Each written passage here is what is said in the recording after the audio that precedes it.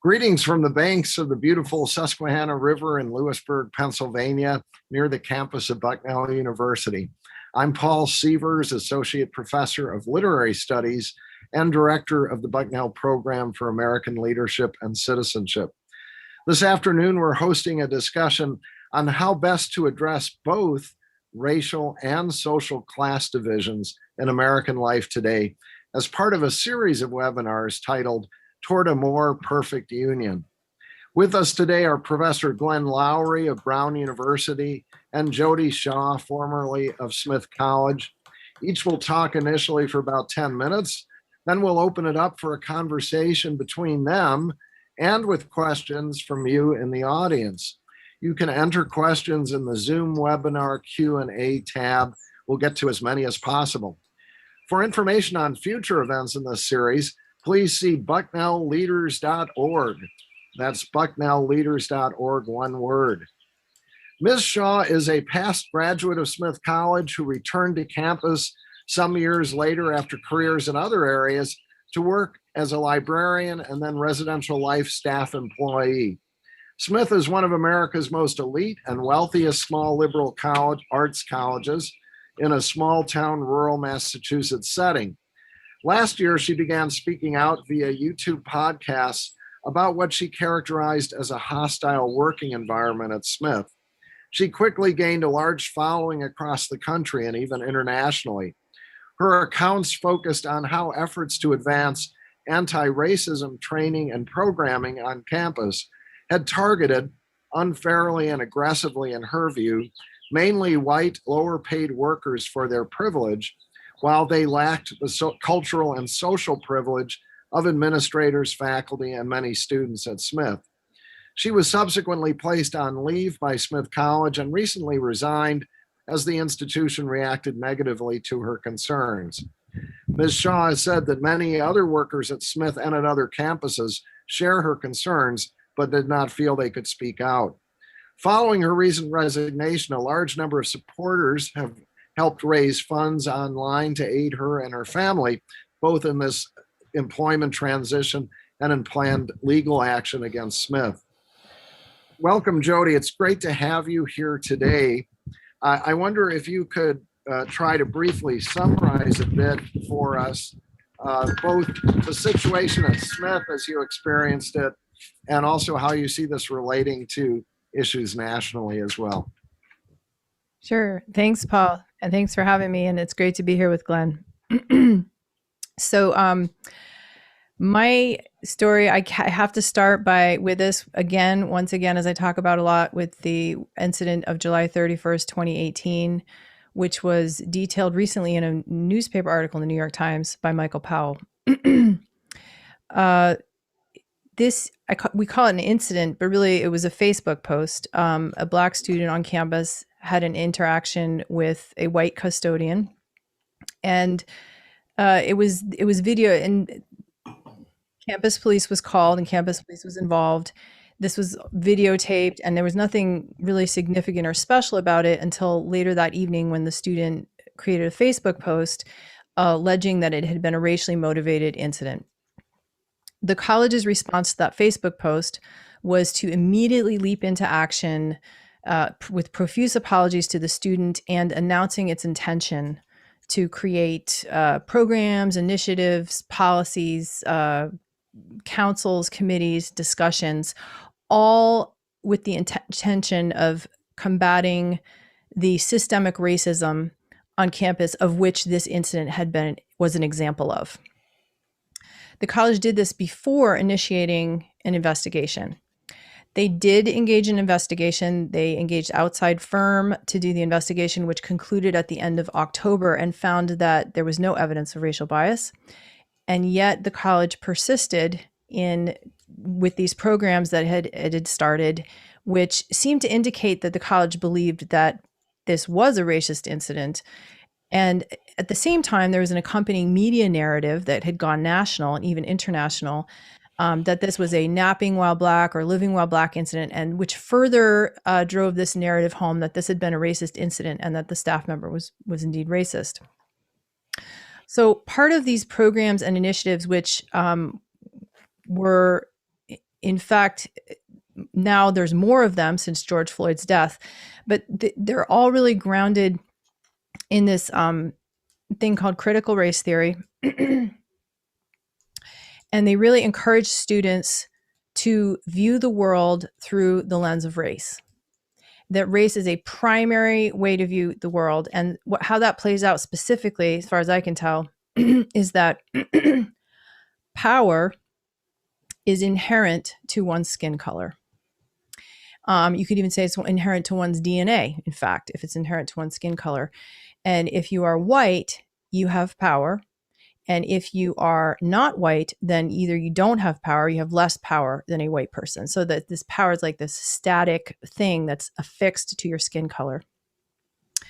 Another notion that comes through in the messaging in these programs and co-curriculums is the concept of microaggressions, which would have the student who's viewing the world through the lens of race, say it's a Black student who has an interaction that is either negative or they interpret to be negative with a white student, for example, and can easily interpret, are told that could be a racial microaggression. And the problem with racial microaggressions is that we're not using things like reason, evidence, and logic do not enter into this equation. If the student believes it is a racial microaggression, then it is, because they are told that this white person has more power than me. They have done something that I don't like, and so therefore it is a racial microaggression. And this is just taken as fact. So there's no analysis of what happened on the like who said this to what and for what reason. Intent does not matter. It's all about impact.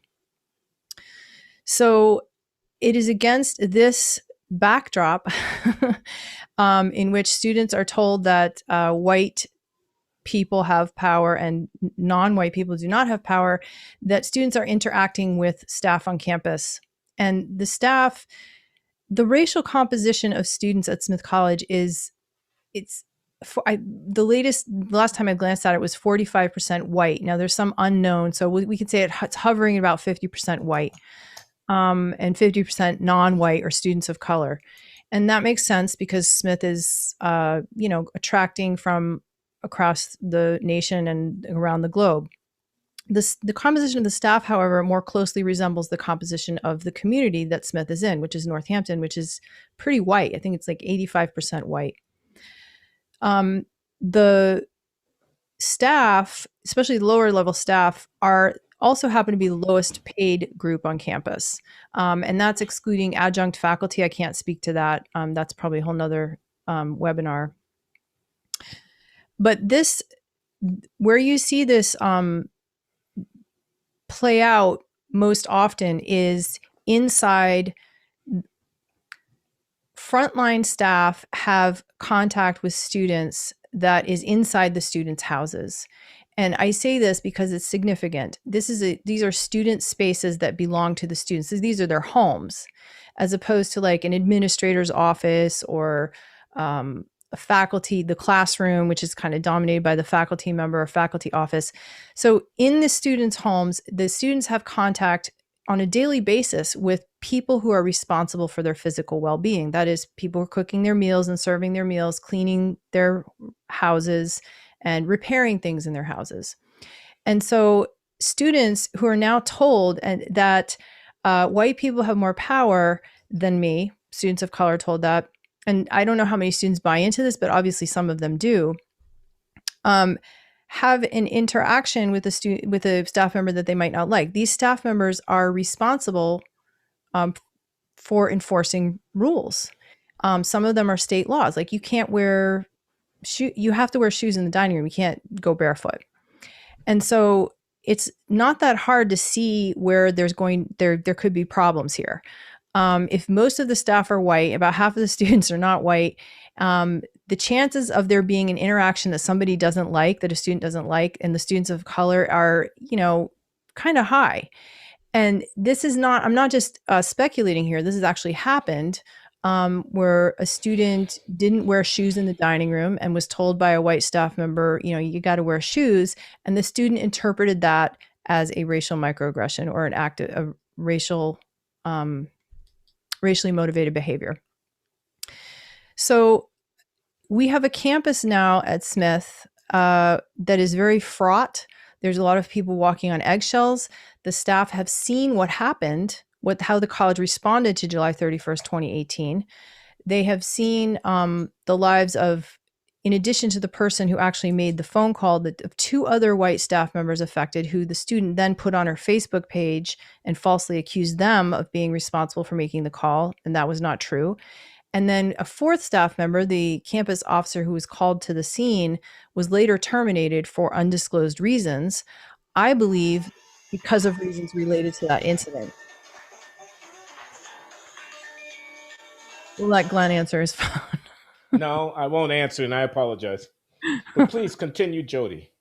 Okay, so the staff have seen these kinds of things. These incidents were happening even before July 31st, 2018, but now we've seen what happens. So to tell students that power is inherent to skin color, and that skin color, the skin color with the most power is white people, and then to have a situation in which a Black student made a Facebook post and managed to upend the lives of 4 white staff members and have an entire administration change all these policies and create all these programs, and I imagine spend a lot of money and apologize profusely. That really doesn't fit with that narrative. That it really, what it says to me is it's very clear who had the most power in that situation. So to tell, if we're going to have a conversation about, if Smith's going to have a conversation about power, I think right now the conversation is very dishonest. I'm not one to say whether or not they should even be having that conversation, but if they are, I think that we need to have a more serious one about power. And I think the greatest line from that New York Times article that Michael Powell wrote was the staff member, the custodian who was falsely accused and ended up leaving Smith because of it. He said, I don't know if I believe in white privilege, I believe in money privilege. And I don't see, I've left Smith now, but I did not see hardly any conversation about class. I think it's a great disservice it's harmful to staff, what's happening. It's a great disservice to students too. And that's, I think, the real tragedy here. We have an elite institution that people trust, students trust, parents trust, employees, I would say, losing the trust, and that are really giving students this very incredibly disempowering message. Instead of helping them develop the tools and the skills to analyze the situation using reason, evidence, and logic to try to figure out, well, what happened? This was a negative experience for me. Why was that? And maybe think about their own role. Like, did I do something? Was there something in me? How can I be more effective next time when this happens? So that's a disservice, because the student has to go out into the world and navigate difficult situations. It's also a disservice to not focus on empathy. The student is not developing tools of being able to put themselves in somebody else's shoes, and maybe perhaps a staff member, a dining member, telling them to put their shoes on instead of being like, well, this is my house and you have power over me. Like maybe thinking, maybe that's their job.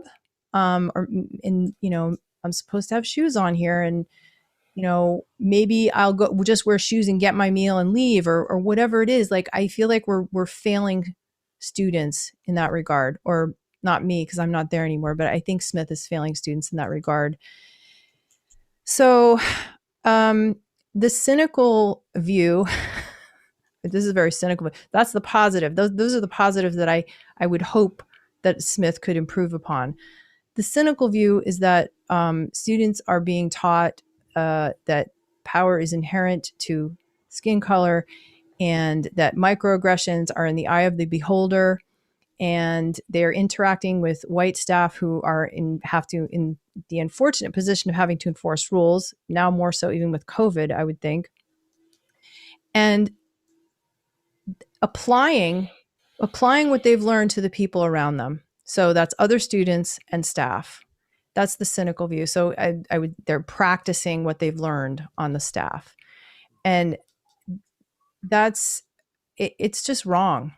That's all I can say is it's wrong. And I think Smith could do a lot better, and it's damaging. And if we're going to have a talk about power, we need to talk about class. Well, thanks so much, Jodi, for sharing your thoughts and your experiences there. So as mentioned, we're also honored to have Professor Glenn Loury with us today. He previously appeared in one of our programs about the 1960s a couple of years ago. So welcome back, Glenn. Professor Loury is the Merton P. Stoltz Professor of the Social Sciences and Professor of Economics at Brown University.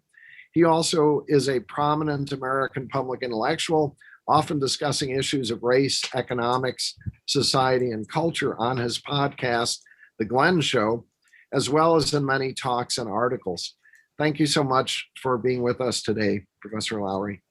And I wonder if you could perhaps help place this discussion in larger American contexts of how best to address both race and class issues.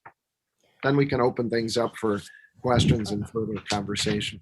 All right, I'll do my best. Shout out to Alexander Riley, your colleague there, who invited me to Bucknell a couple of years ago. It was a good time.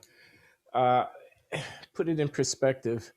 I mean, my hat's off to Jodi Shaw, very brave. It's got to be a difficult road to be on, and somebody had to do it. And there's no guarantee that maybe you get your reward in heaven. There's no guarantee that you get your reward on earth.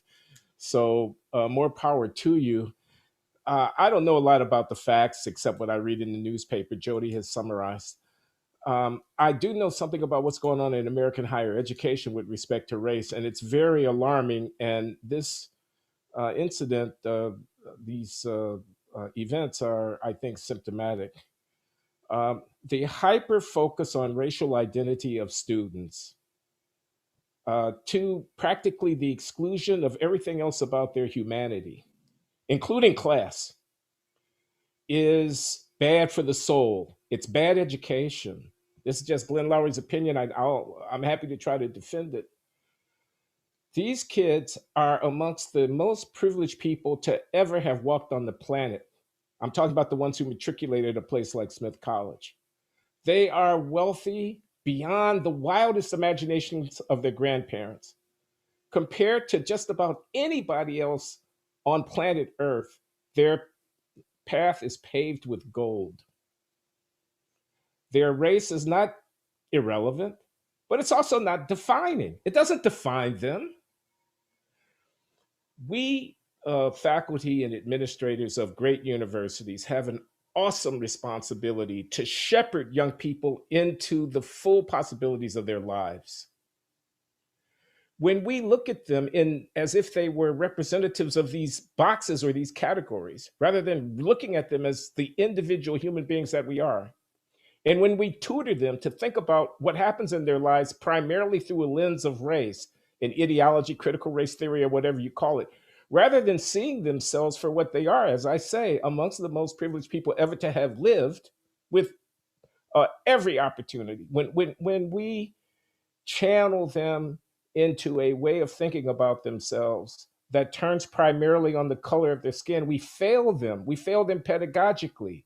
We are not preparing them to live full lives or to be productive members of the community as fully as they might have been prepared had we not tethered ourselves with this commitment to identitarianism.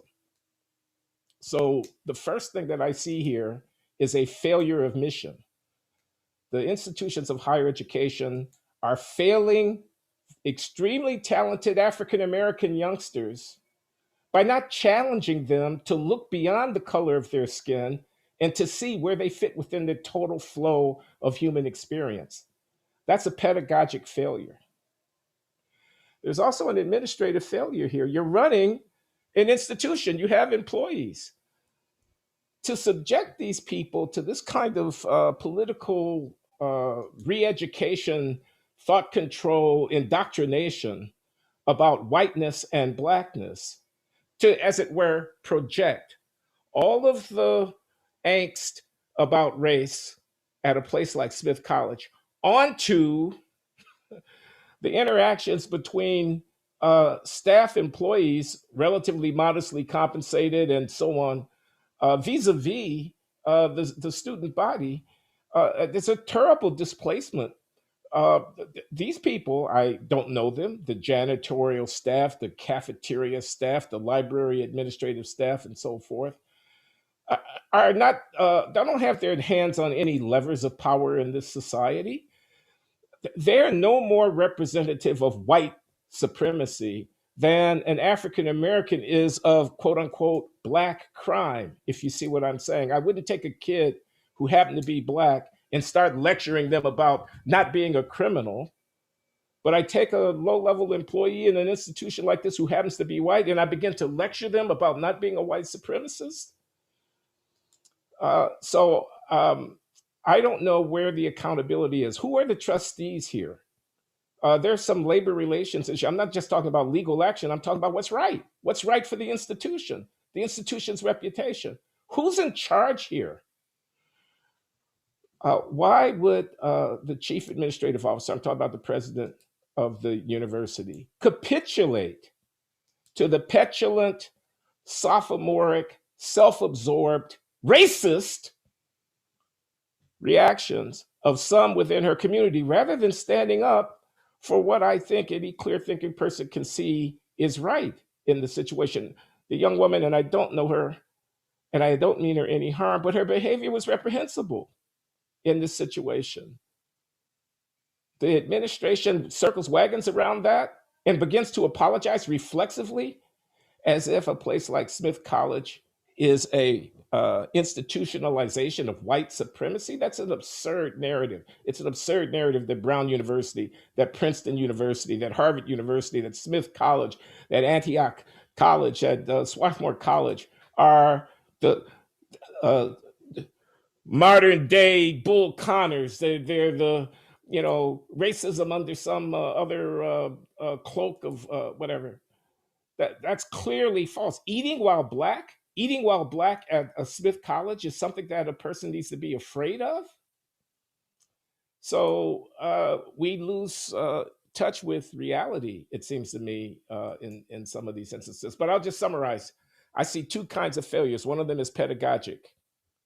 An 18-year-old shows up at a place like Smith College for 4 years. An awesome responsibility to educate that person, induct them into the world of ideas and how to live a moral and decent life. Awesome, difficult task. Failed here, failed. I also see administrative failure. You're running an institution. What kind of loyalty and responsibilities do you have to the people who give their blood, sweat, and tears? I thought we were all leftists. I thought we were all Marxists or neo-Marxists these days here in the university community. Don't we see labor power being exploited by the people who own the means of production? Who owns the means of production at Smith College? Who's supplying the labor that creates the surplus value at Smith College? So I thought you were about equality, you progressives. Actually, you're not. You're not about justice. This is not justice. This is not equality. This is virtue signaling and genuflecting at a false altar of racial obsession. Well, thanks so much for those reflections. And we have some questions coming in from the audience, but maybe I could start just by asking you both, if you would like to have a conversation about this. Where can we go in a positive direction with trying to balance concerns about race and class as a society, whether in higher education or corporations or the culture and economy at large? I think we need to define what we mean by racism. I think that's the first step. It would seem that we moved from racism is something that is done to somebody to something that somebody just is inherently. And I'm not sure that. I think that makes it difficult to actually address racism, actual racism. That's what I think. I'm sure Glenn has more thoughts on that. The question is, what can we do to make things better? Some clarity about our values, yes. I saw the president of Smith's College response in a letter to the Michael Powell story in New York Times, and she ticked off the boxes about people being discriminated against because of their race in American society, about George Floyd type incidents occurring, about implicit bias being widespread and whatnot. And basically, said we're going to stand by our commitment to these values. Who's not against racial discrimination and unfairness? We're all prepared to stand by those values, but that doesn't exhaust the moral terrain. People should be held accountable for what they do, uh, and that goes in all directions. And like I said, the false accusation, impairing people's livelihood, impinging upon their physical health.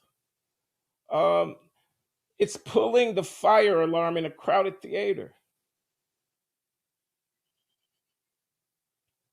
To allow that to go by without some kind of appropriate uh, sanction or judgment. I don't want to prescribe penalty, but I want to say that the leadership should be standing up for uh, for what's right in the situation, and that didn't happen. Uh, and maybe there's more to the story than I know, but from everything that I can see, this was a colossal failure of leadership, which will damage the institution's reputation and should. We have a question from a student here at Bucknell who asked, this is a kind of broad historical question, but it relates to the topic. And that is, there seems to be a history of humans seeing race defining power. Is this a human trajectory that can be changed? In other words, looking at the broader sweep of history, and this relates to another question that was asked by a teacher on our Q&A tab as well, who said, have we made any progress on race since the 1960s? So just to sum those two up again together, throughout history, are race and power intertwined? Is that something that we can deal with? And have we made some progress or not since the 1960s as a society? Those are two questions we received. Well, I can comment briefly. Of course, we've made progress. We could tick off the progress. I mean, if you look at the social statistics of where African Americans stood in terms of income, occupational and professional penetration, educational attainment, political influence, representation in the media, and so forth, in the business world. You compare 1960 to 2020, I mean, there's really not any comparison. There are problems, poverty rates, high incarceration rates, test score gap, and so forth like that. There are issues. There's not a complete equality, but there is a dramatic transformation of the status of African Americans in the United States in the last half century. That doesn't mean that we haven't also suffered, I think, some backsliding. And I think the primary step backward is an ideological step where, rather than carry through with this idea of transracial humanism, of not by the color of my skin but by the content of my character kind of thing, we have, through a variety of racialized politics, affirmative action policies, racial demagoguery, and political mobilization and whatnot, we've doubled down on racial categories. People talk now about reparations for slavery, 150 plus years after the end of slavery, paid out to Americans based upon their racial identity. We're going down a rabbit hole here. That's not progress, in my opinion. There will be strong argument to the contrary about that. Is race necessarily a source of power and conflict throughout human history? No, I don't think so. I think if you go far enough back in human history, I mean, people do this anachronistic thing. They say, let's look at the Romans and let's impose racial categories on classical civilization and whatnot. But these categories are not didn't have anything like the meanings to the Mediterranean world at the 2,000 years ago as they do today. Even today, race doesn't mean the same thing in many multiracial societies. South Africa is different from Brazil. Brazil is different from the United States. The United States is different from the United Kingdom. This doesn't give me a whole lot of information, the color of my skin, about what's going on in the society. It's the meanings that we freight on top of that that are the source of conflict, cooperation, or whatever. So I don't think racial conflict is an inevitable fact of human culture. But it certainly is a problem for us here today. But I do think that there's been a lot of progress. Certainly, the objective social conditions of African Americans are much better. Uh, you could tick off many indicators of that. Jodi, here's a question that maybe you could lead us off with. Is there a role for unions in helping staff get from under the disproportionate treatment to which we're being subjected, to which they're being subjected? That's from a questioner here. I guess specifically asking about the potential for unions at universities, but maybe in other situations as well. But do you have some? Well, I mean, the reality of unions, in my experience, is a union is only as good as its leadership.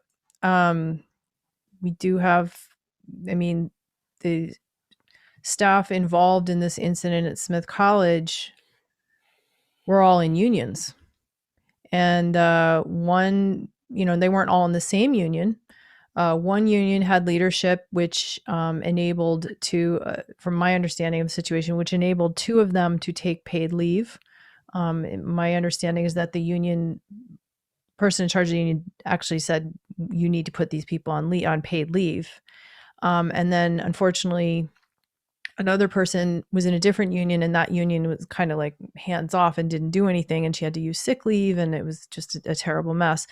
So I don't, unions in theory are great. I don't know that unions, I mean, that's a whole nother webinar. I don't know that unions right now, again, it just depends upon the strength of the leadership of the particular union. In theory, unions are great. I believe in unions. I believe in the theory of unions. I was in a union in a prior job.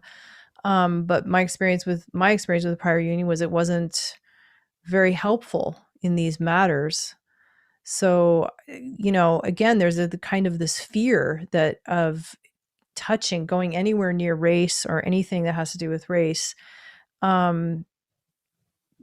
mean, in this case, one of the people who was falsely accused, there was other staff members told me they kind of backed away from her, so, and the union didn't even really want to get involved. So I can't say that unions are the solution to this. I can't see that. Just in my experience and some 20 plus years in higher education, I'm always struck by the relative lack of sensitivity to class issues of socioeconomic class as they may relate to culture among many well-educated people on university campuses. There's often seems to be a kind of negative attitude towards the culture and perspectives, the religions, the politics of local people who are actually the workers who are doing it on campuses. And I don't know if that's a kind of blind spot. There needs to be more attention given to that. Glenn, do you have any thoughts on that? If that makes sense. Well, there's a town gown. There's always a town gown. That's a motif, right? The professors, the students. It could be Oxbridge. It could be the Ivy League, whatever. And then you've got the workaday schmoes who are, hauling the things and cleaning up the stuff and shuffling the stuff. And they're déclassé. They're not quite with it. So yeah. I mean, I was at Harvard for many years in the 1980s, for most of the decade in the 1980s. And, it's a ethnic town, there's Irish, there's Italian, whatever. The people who are actually hauling the trash and, serving the food in the cafeteria and whatnot tended to come from South Boston, East Boston, whatever. And you couldn't be more privileged than be a Harvard undergraduate. And so there's going to be a little friction, or a little snobbery, or a little prejudice, or whatever. And now you put on top of that a race thing, and we all are also in a very hyper sensitive political environment. I mean, I'll bet some of the staff, I don't know about at Smith, but I'm quite sure at Harvard, vote for Donald Trump when they get a chance to vote for somebody, because, well, Donald Trump did get a few million votes. Somebody had to vote for him, and a lot of them were working class, not college educated, white people who whatever. So there's a lot of cultural tension. There's a lot of prejudice. To look at somebody who has a high school diploma and who came out of South Boston, who's working at Harvard University, and then who's white, and to presume that they must be backwarded or racist, that's roughly equivalent to looking at a black kid and assuming that they have to be shoplifting when they walk into a department store. That's a projection. So that's kind of what I think might be going on, that there's built into the structure of social relations and elite enclaves served by working class service providers. There's bound to be some of this kind of tension, which all the more requires wise leadership in order to manage conflicts that will inevitably arise. And perhaps also tagging onto that, an opportunity, if the college is truly dedicated to social justice and whatnot, right there on the campus, there's an opportunity to address these blind spots, as you call them, Paul, in these kinds of issues. If you're going to have a discussion, if it's been decided that that's going to be the purpose of the college or the curriculum, it just seems like there's enough examples of injustice and inequality and stereotypes that are actually happening that could be discussed, rather than focusing this obsession on race. We have a question from another student who's training for a career in higher education. And this student asks, how is it possible to engage in any kind of critical discussion about critical race theory today? Because the student says it's very prevalent in the program in which the student is studying, the grad program. And there doesn't seem to be any opportunity to engage in critical discussion of critical race theory. And maybe I'll just tag on something I was thinking about, which is John McWhorter, a professor at Columbia University, who often is in conversation publicly with you, Glenn, and Jodi, I think you're familiar with his work as well. He has even compared aspects of anti-racism ideology today to a kind of religious movement, a quasi-religious movement, where it's really difficult to have any kind of discussion about aspects of it without being called a racist, just to shut down any kind of discussion. So I just wonder if y'all might have any, thoughts on this. Is it possible to introduce more critical analysis of some of these perspectives, and how can we do that in education if that's doable? Well, I'm sure Glenn has tons to say, so I'm going to get my bit in. I think one of the main problems we have with this ideology is that we are not using the same tools to have discussions or to determine what the truth is.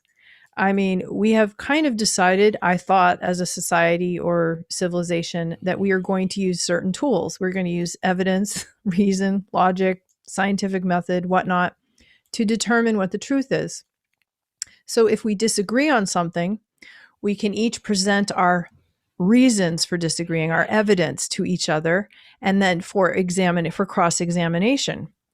However, this ideology to me, appears to be attacking those tools and saying those tools are part of white supremacy tools, and it is more focus. The subjective experience of somebody's is the actual reality. So even the notion of objective truth, which can only be determined by these tools or argued using these tools, is seen as something that's invalid.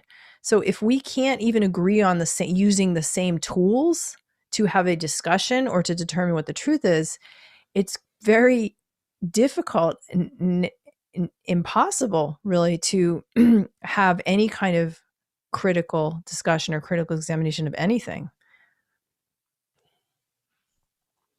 Yeah, I was going to say, with respect to my friend John McWhorter, and he has been developing this thesis that modern day, latter day anti-racism, woke, anti-racist sensibility is like a religion or quasi-religion.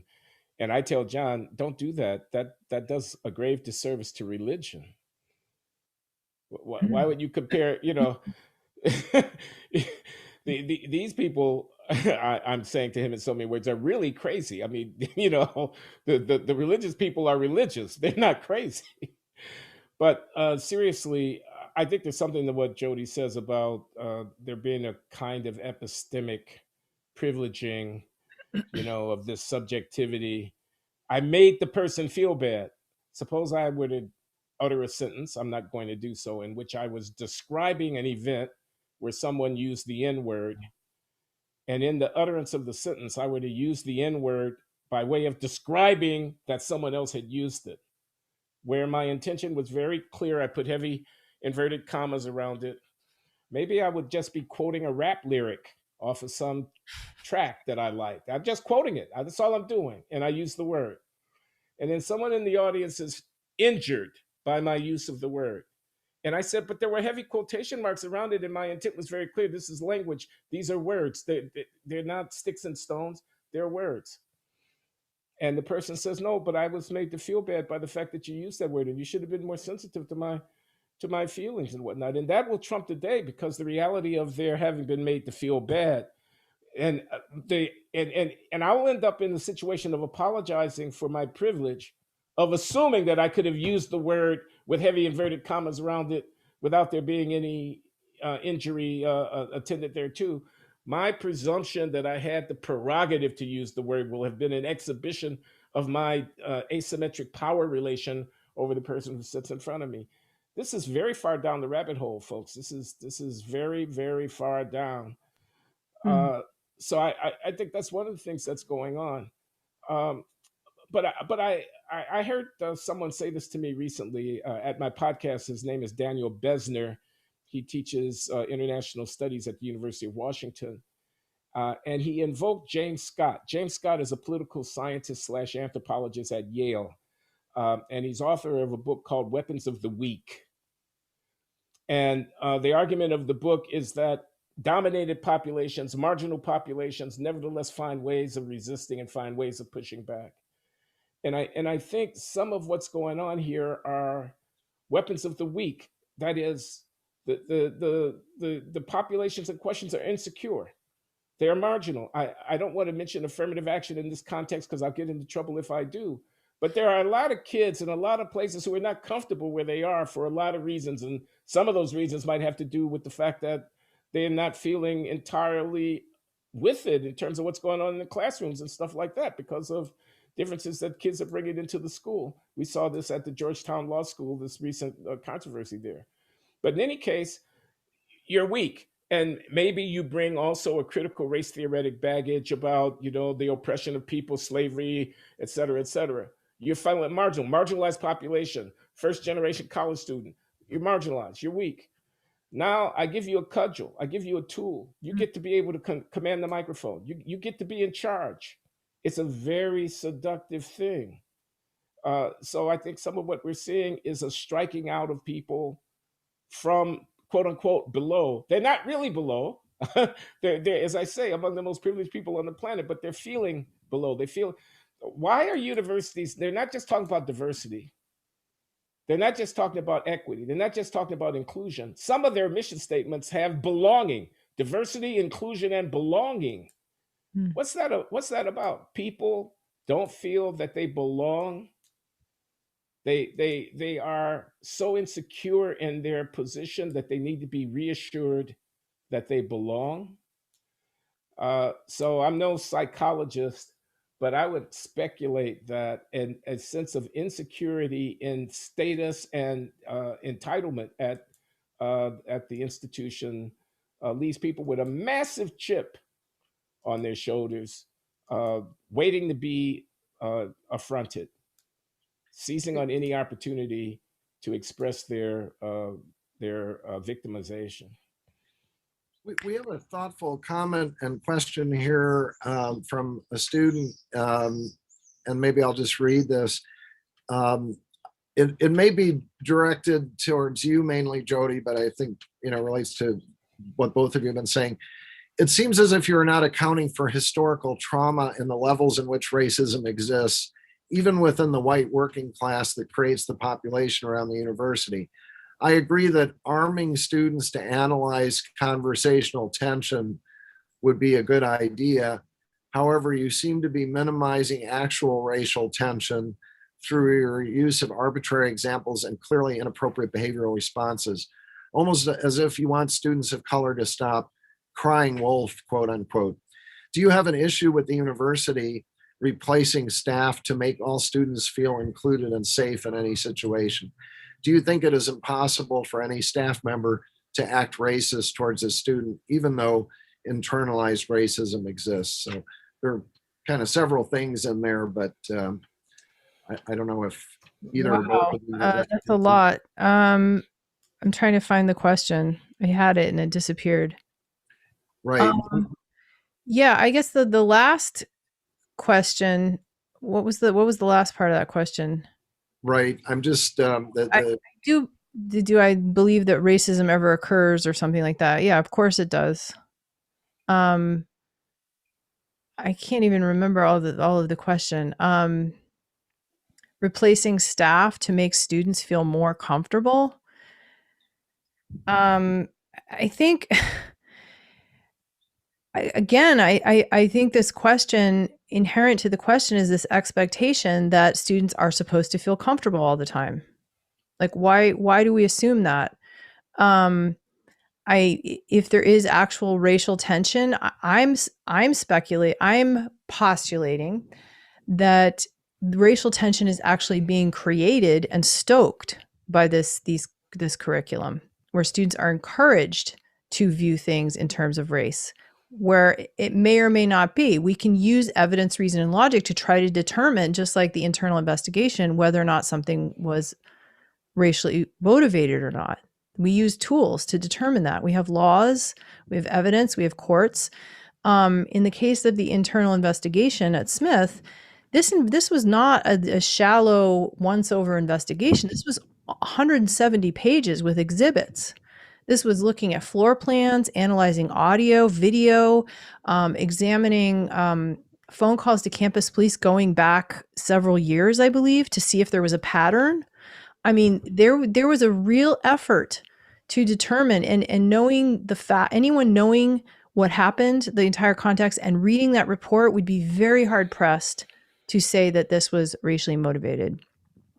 So I'm certainly not denying that racism occurs.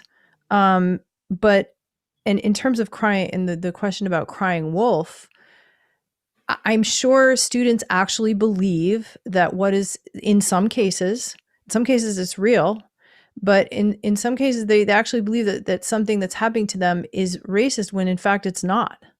So I don't know that it's crying wolf, because I'm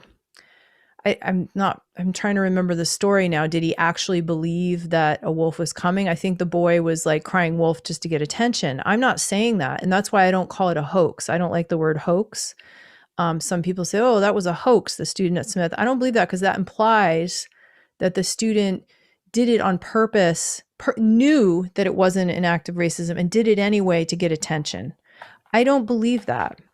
I think the student actually believed that it was a racially motivated incident because she is being encouraged to think that. I do think the student actually believed that. I don't think the student just did. So I think that's where this question is kind of leading.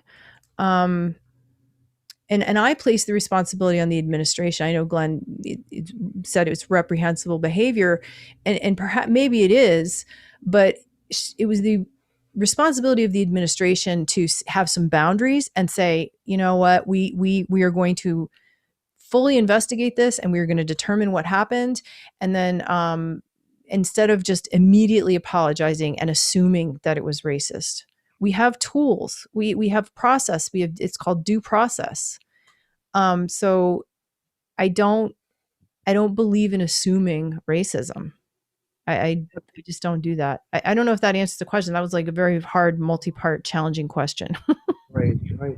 Well, at issues at the intersection of race and class, or when we're trying to sort through difficult issues about race and class, Glenn, you mentioned the phrase virtue signaling earlier, and just relating to one point you were making, I think, Jodi, if administrations and faculty are predominantly white, and if they have some blind spots towards issues of class, and if there is engagement and some virtue signaling, which actually paradoxically furthers the status of white people who are engaged in these kinds of policies and ideologies, how can that be addressed better in the future? If we're trying to think of ways to be fairer, both in terms of racial and class divides, it seems like that may be an area that needs to be focused on. I don't know. I understood the question to Jodi to be, isn't there real racism? And sometimes, and doesn't that have to be dealt with? Can't a staff employee actually really be a racist? Are you assuming that that never happens? And if it does happen, what is somebody supposed to do other than to complain about it and ask for some kind of intervention? And of course, there can be real racism. I think about campus police, but this could go across the staffing spectrum. A campus police officer could conceivably be more suspicious because of implicit bias or whatever, and act differently, ask a kid to show an ID or something. Surely that could happen, and there's nothing wrong with training employees to conduct themselves in such a way, given that the student body is a multiracial student body, given that the employee might not have a whole lot of experience in that kind of environment.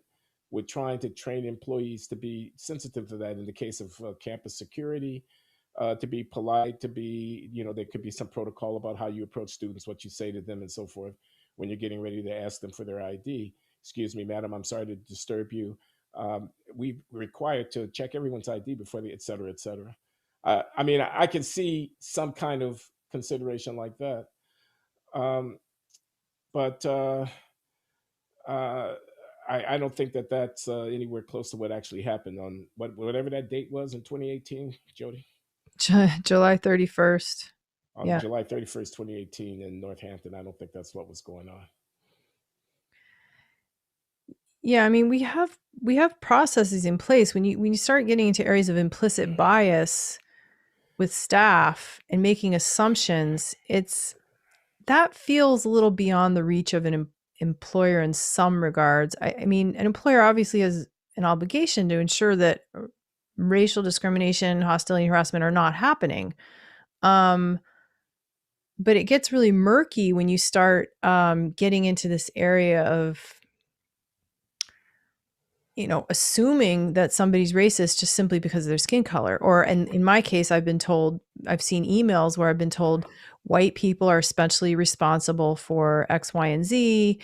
If you're not, white people are especially responsible for perpetuating racism, things like that. I mean, from an employment standpoint, that's just not acceptable to me. Of course not. But let me ask you this, Jodi. Do you think there would be anything wrong with people when coming in to employ local residents of Northampton or the surrounding area who will be white more often than not, to a place like Smith College, just sitting someone down and saying, listen, this is a hothouse full of precious young people who are spoiled rotten. Some of them are Black, some of them are Jewish, some of them are Chinese, whatever. It's easy to go afoul of these people around here. It doesn't take very much at all. You need to be mindful of where you are and who you're dealing with. And here are a half dozen guidelines about that, which is not putting you on a couch and asking you about when you first discovered that you were white, but is a kind of pragmatic recognition of the fact that it is a hothouse full of all of these hypersensitive, precious, privileged individuals. And there is a better and a worse way of navigating those waters. And just as a kind of practical recognition of the environment that we're in, here are some rules for the road or some tips about how to handle it. Certainly, if I were training police officers to police a city like Ferguson, Missouri, or someplace like that, that kind of talk would be at the top of my list. I don't know if it applies to cafeteria workers at a Smith College or not, but just a thought. Yeah, that would kind of put the onus on the administration to acknowledge some things that I'm not sure they want to acknowledge. I mean, that's a very practical solution. Like, look, we're acknowledging that I mean, I don't think that would occur, maybe informally.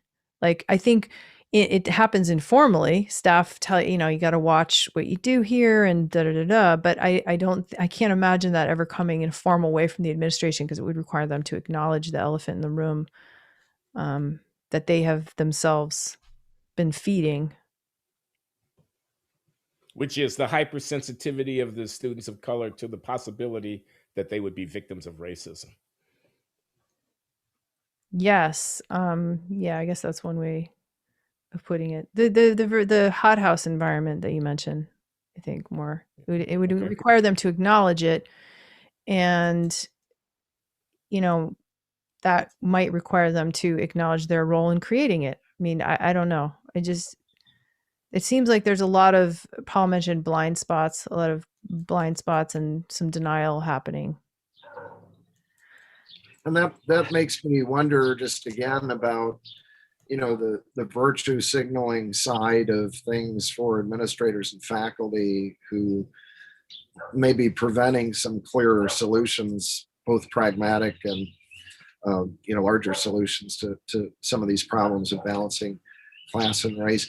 We had a couple questions that are related to each of you, and that is questions from listeners about why you're willing to speak out on these issues even when you get a lot of criticism. Glenn, one viewer said that you get criticized for undermining Black concerns and anti-racism by, you know, raising these kinds of issues. Jodi, somebody else asked, you know, you didn't have tenure at Smith, you ended up resigning your position. What goes in? Those are, you know, somewhat different questions, but they both relate to, you know, why are you willing to take up these issues and speak publicly about critically examining them in this way? Well, for my part, I'll just say that I feel like I have a responsibility to do so because on some of these issues, only a Black person can actually get away with speaking about them critically without having the condemnation of being a racist fall down on their head.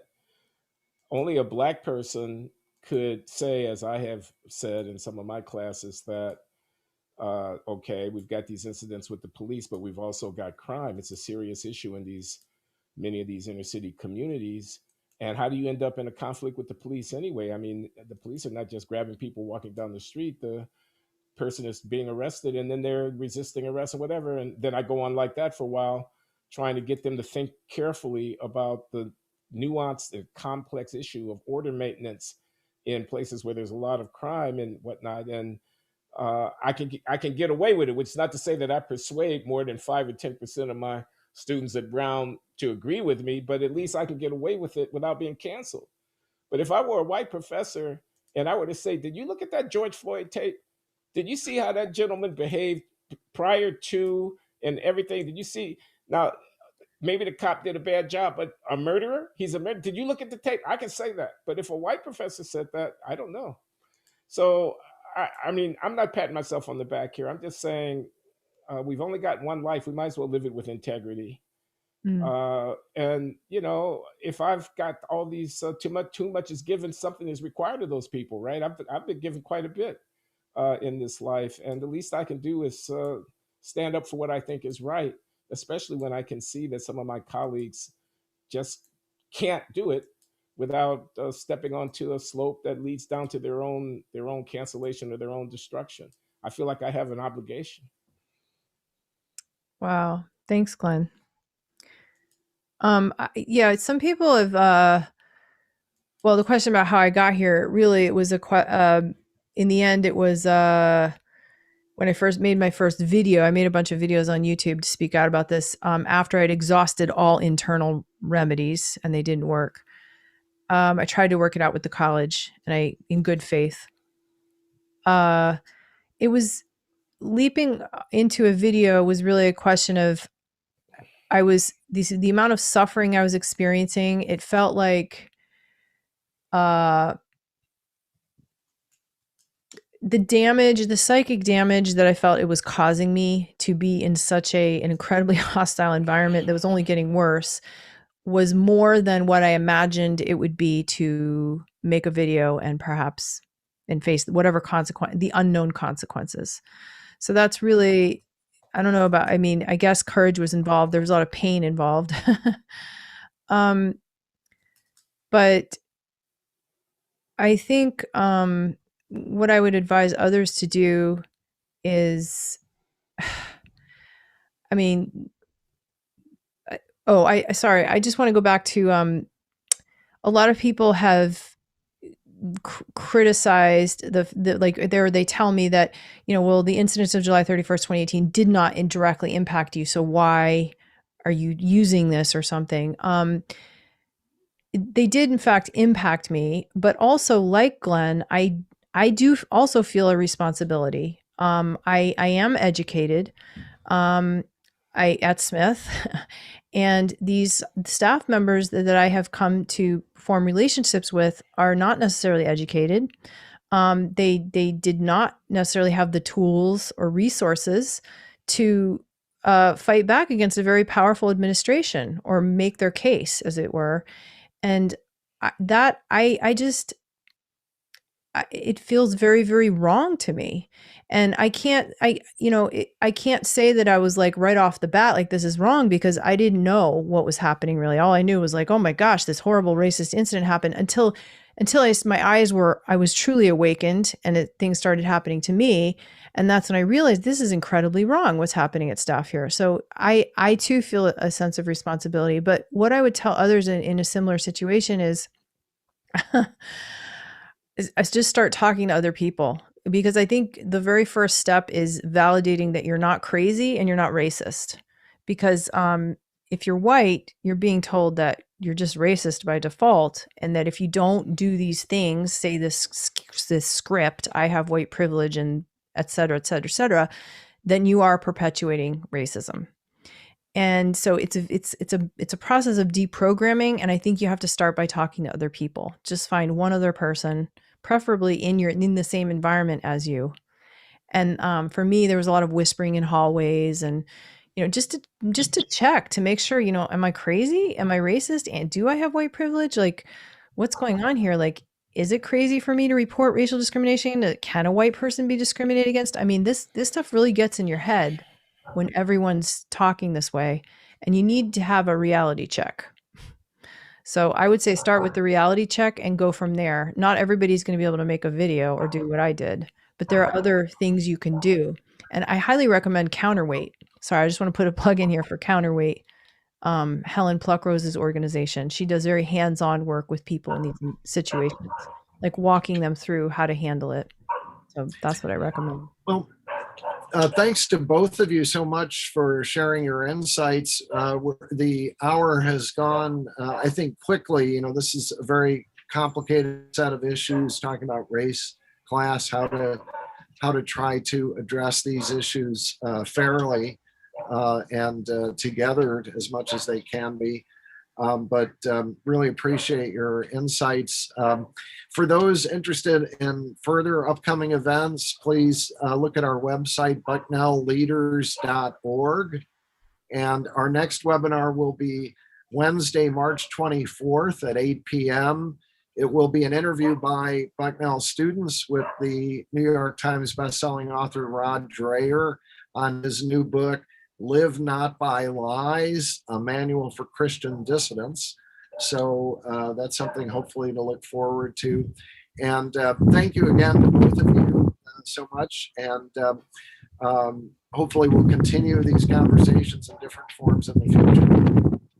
Thanks, Paul. Thank Jodi. you, Paul. Thank you, Glenn. Nice to see you. Yeah, you too. Cheers. Bye.